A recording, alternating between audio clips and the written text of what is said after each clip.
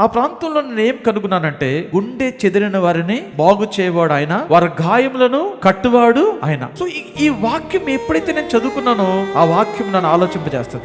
గుండె చెదిరిన వారిని ఆయన ఏం చేస్తాడంట? బాగు చేస్తాడంట. వారి గాయాలను ఆయన ఏం చేస్తాడట?